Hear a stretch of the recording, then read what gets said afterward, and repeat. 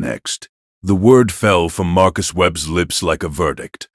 Cold, dismissive, carrying the weight of a man who had already decided the outcome before the contestant even began. Another professor. Another failure. Another person who had believed they were intelligent enough to claim his money, now stumbling away from the podium with shame burning across their face. 47 people had tried today alone. 47 people had failed. The document sat on the podium under harsh studio lights, its pages yellowed with age, its contents so deliberately complex that it had become the most famous impossible challenge in America.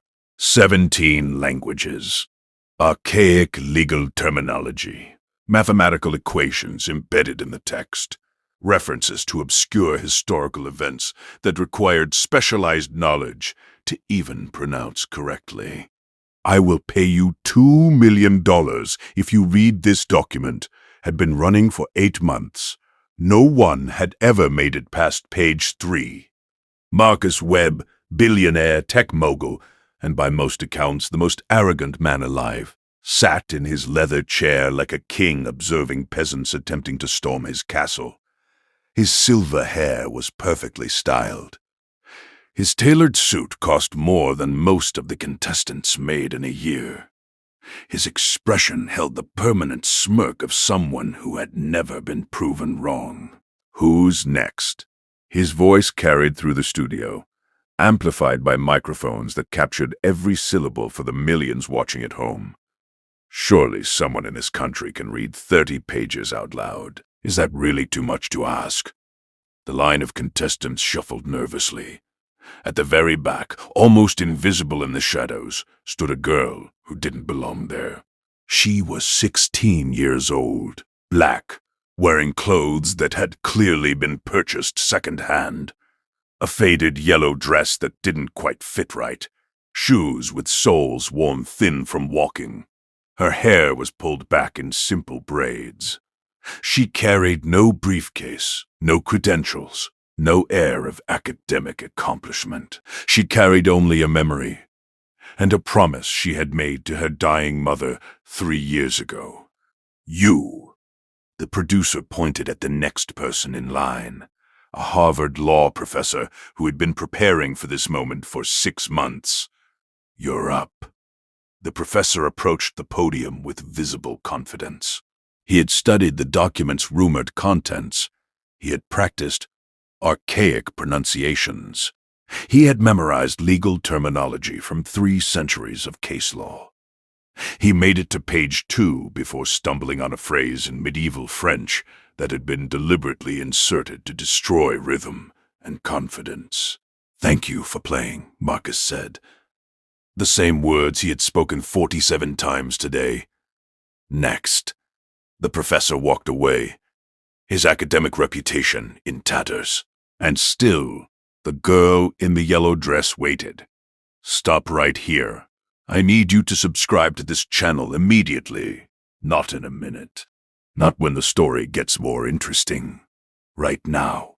Because what happens when that girl reaches the podium is going to change everything.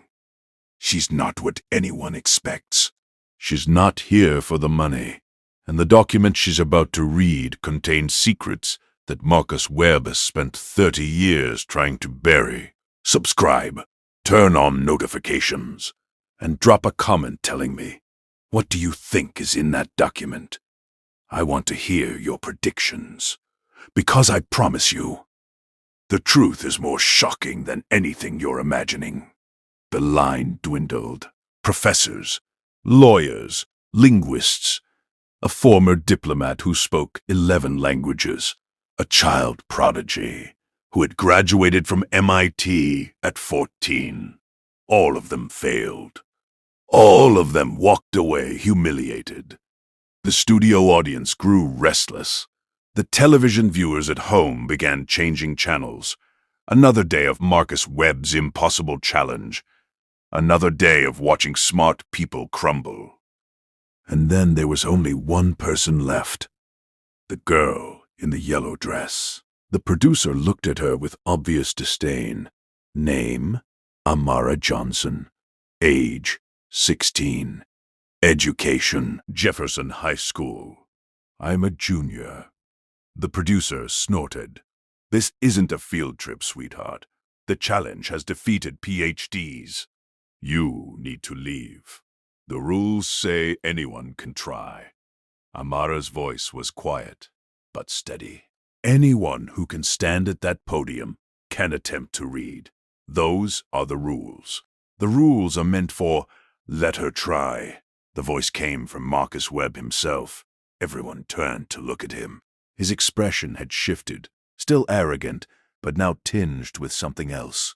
Curiosity, or perhaps amusement, at the prospect of watching a high school student from the wrong side of town humiliate herself on national television. Let the girl try, he repeated. It'll be educational, for her and for everyone watching. The producer hesitated, then shrugged. Fine, make it quick. We're already running behind. Amara walked toward the podium. The audience murmured. Some laughed. A 16-year-old in a second-hand dress, stepping up to a challenge that had defeated the best minds in the country? This was going to be embarrassing. This was going to be quick. This was going to be the shortest failure in the challenge's history. Amara reached the podium and looked down at the document. For a long moment, she didn't move. Then, slowly, something changed in her expression. Recognition. Oh, she whispered, so softly that only the microphones caught it. So that's what happened to you. She wasn't speaking to the audience. She was speaking to the document, like she knew it, like she had been waiting for it. Marcus Webb leaned forward in his chair, his smirk faltering for the first time all day. Begin whenever you're ready, the producer said impatiently. The clock starts when you start speaking. Amara took a breath and began to read. The first words that came out of her mouth made the entire studio go silent. Not because she stumbled, because she didn't. The opening passage was written in a hybrid of Latin and Old English, with legal terminology from 17th century maritime law embedded throughout. It had been specifically designed to be unpronounceable by anyone without years of specialized study. Amara read it like she was reading a bedtime story, fluently, naturally, without hesitation. In accordance with the maritime provisions established under the Sovereign Charter of 1643, whereby the undersigned party, hereinafter referred to as the principal, did knowingly and with full awareness of moral and legal consequence. The words flowed from her like water. The audience stopped murmuring. The producer's jaw dropped, and Marcus Webb, the billionaire who had created this challenge precisely because he believed no one could complete it, went pale. Enter into binding agreement with parties unnamed for the purpose of circumventing established protocols regarding the procurement and distribution of. She turned the first page. No one had ever turned the first page without stumbling. No one. Intellectual property, derived from research conducted under false pretenses, specifically relating to the technological innovations of one doctor, Eleanor Patterson, whose contributions to the development of neural interface technology were systematically erased, appropriated, and credited to. Amara paused. She looked up from the document. Her eyes found Marcus Webb, credited to Marcus Jonathan Webb, who subsequently leveraged said stolen innovations to establish the foundation of Webb Technologies, valued at current estimates exceeding $47 billion. The studio went absolutely silent. Marcus Webb's face had gone from pale to gray. The document wasn't a test of intelligence. It was a confession. His confession.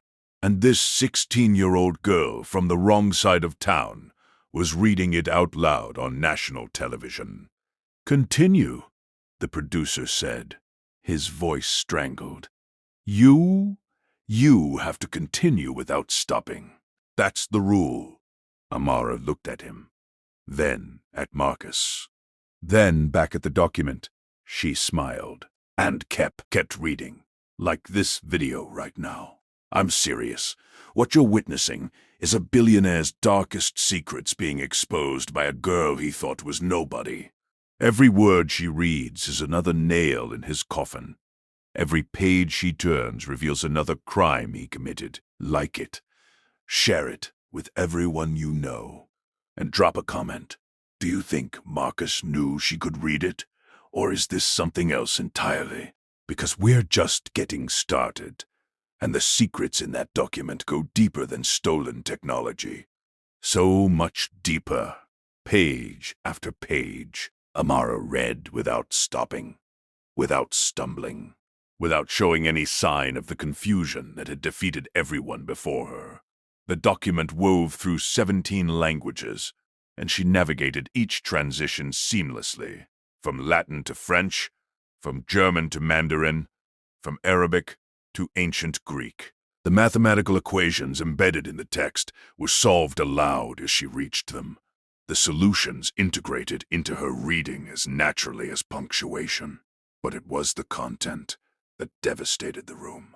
The document, this impossible, unreadable document that Marcus Webb had created as a challenge, was his own handwritten confession, written decades ago, in a moment of what might have been guilt or might have been arrogance, written in a code so complex that he believed no one would ever decipher it, a code that Amara Johnson was breaking with every word.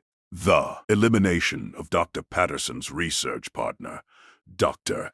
Samuel Okafor, was arranged to appear as a laboratory accident. Documentation of this arrangement was maintained by Principal's legal counsel and is referenced in Appendix C, which details wire transfers totaling $3.7 million to parties who shall remain unnamed, but whose services were retained through intermediary. Marcus stood up. Stop her. No one moved. I said stop her. This is fraud. She has to be reading from something. A script she's been coached. Sir.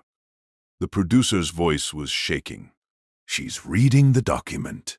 Your document. The one you provided. The one you sealed in that case yourself this morning. It's not possible. And yet, the producer gestured helplessly at the podium, where Amara continued to read, her voice steady, her pace unwavering. The subsequent acquisition of Patterson Okafor research facilities was executed through shell corporations designed to obscure beneficial ownership. Total value of acquired assets at time of acquisition, $14 million. Current estimated value of innovations derived from said research, $31 billion. She turned another page.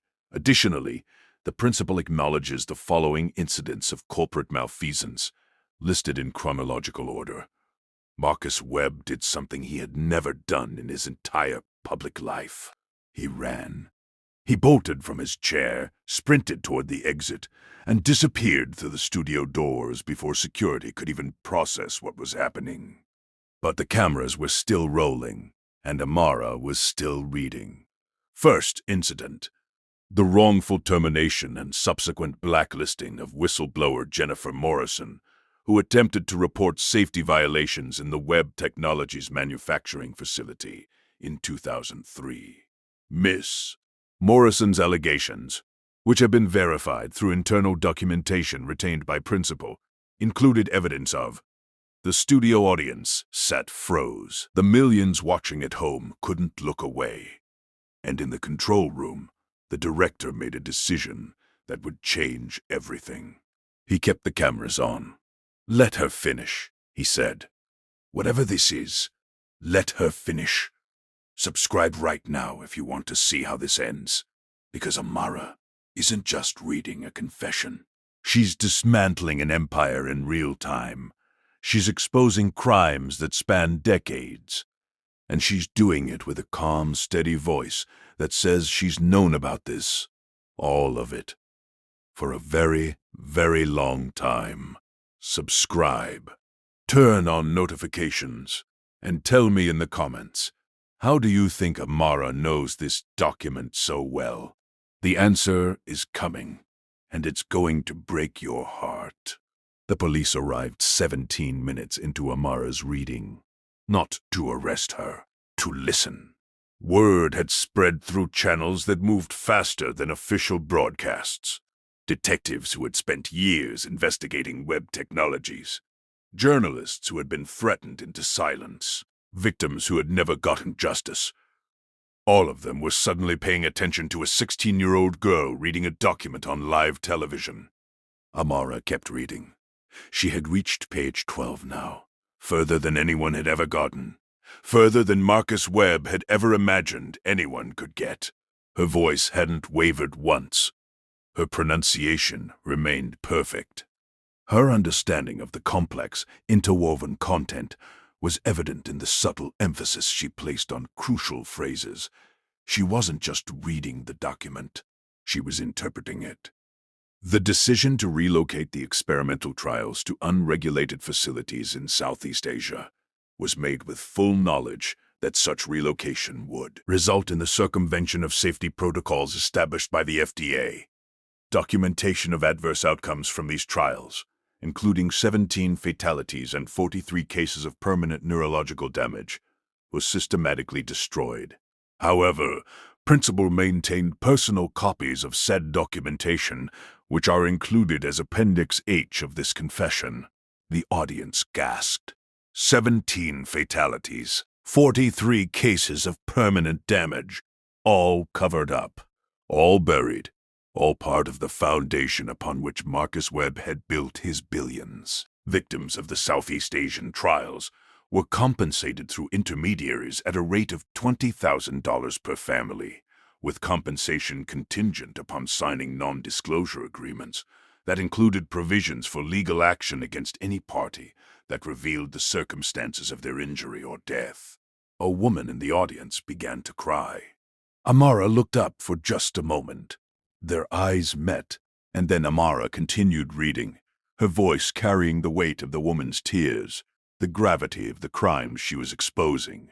The identity of Principal's primary legal counsel during this period was Dr.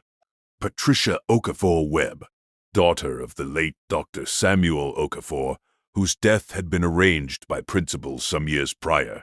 Dr. Okafor Webb remained unaware of Principal's role in her father's death throughout the duration of her employment. The room went cold. Marcus Webb had married the daughter of the man he had murdered. He had employed her as his lawyer. He had kept her ignorant of the truth for over 2 decades. And somewhere in the world, Patricia Okafor Webb, now Patricia Webb, was watching this broadcast and learning for the first time how her father had really died. Amara reached page 18. The document shifted, no longer detailing crimes, no longer listing victims. Now it became something else. A letter. To whoever is reading this, Amara read, her voice softening slightly. I write these words, knowing that if you can understand them, you are not the person I expected. You are not the lawyers I hired to ensure this document would never be deciphered. You are not the academics I designed these linguistic puzzles to defeat. You are someone else, someone I did not anticipate. She turned the page. If you are reading this, then I have failed in my final protection.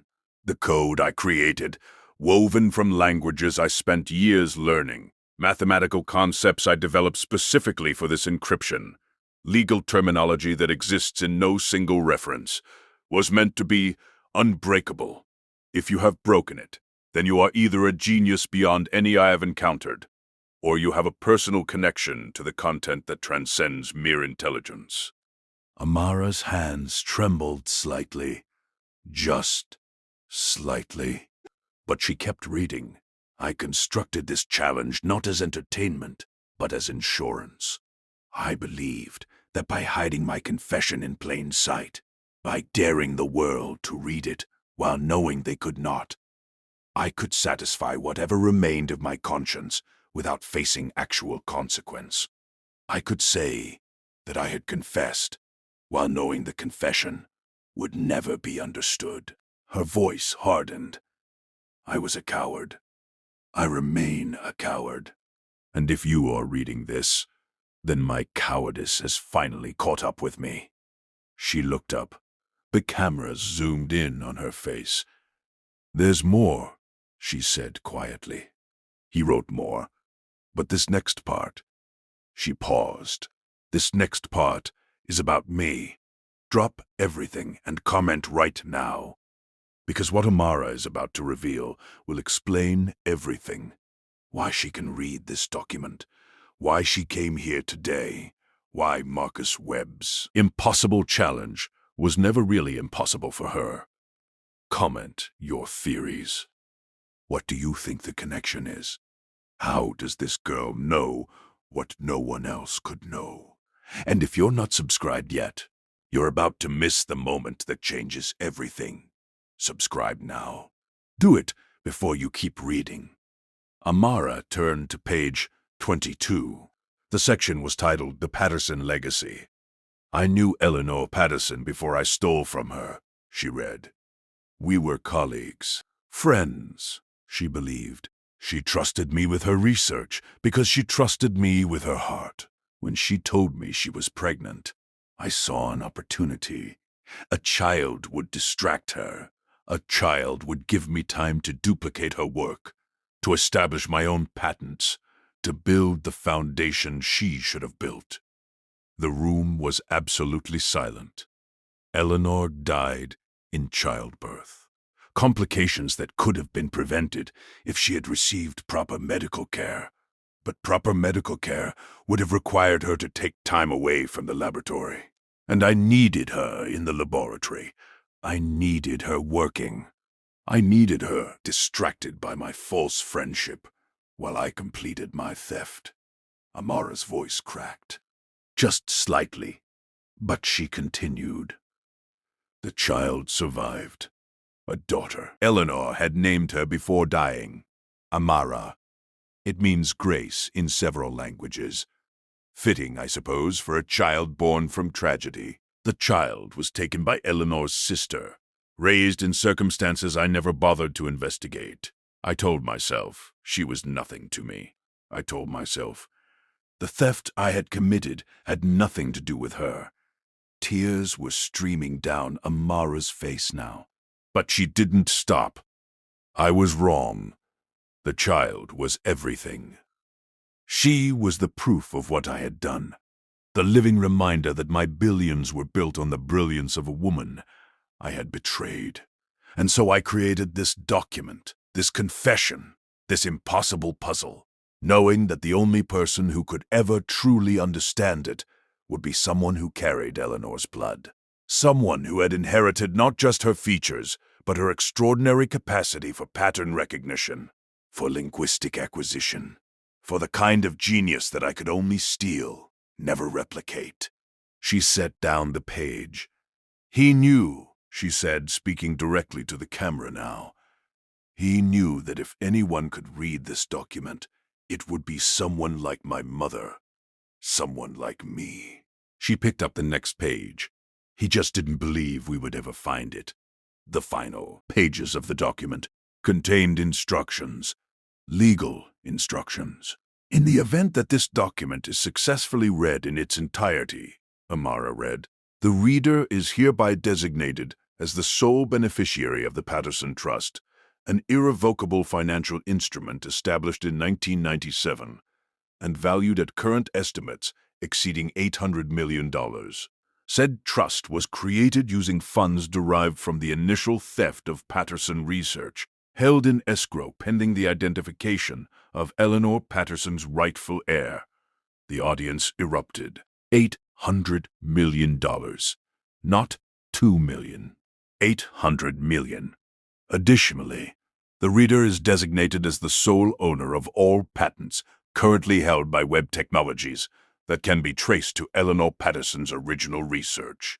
An independent audit to be conducted by parties specified in Appendix L will determine the full scope of this intellectual property transfer, which is estimated to represent between 60 and 70% of web technology's total patent portfolio. Amara set down the document. "He didn't create this challenge to humiliate people," she said, her voice steady, despite the tears still wet on her cheeks. "He created it because somewhere, buried under all that greed and cowardice, he knew he owed my mother everything. He just couldn't bear to pay the debt until someone forced him to." She looked directly into the camera. "My name is Amara Johnson. My mother was Dr. Eleanor Patterson, and I'm here to collect what was stolen from her." She paused. "All of it. Like this video right now. Not for me. For Amara. For her mother. For every person who was ever stolen from by someone who believed they would never be caught. Like it. Because this story matters. Because sometimes the people the world overlooks are the ones who change everything. Because a 16-year-old girl in a second-hand dress just took down a billionaire with nothing but her voice and her mother's stolen legacy. Like it, share it,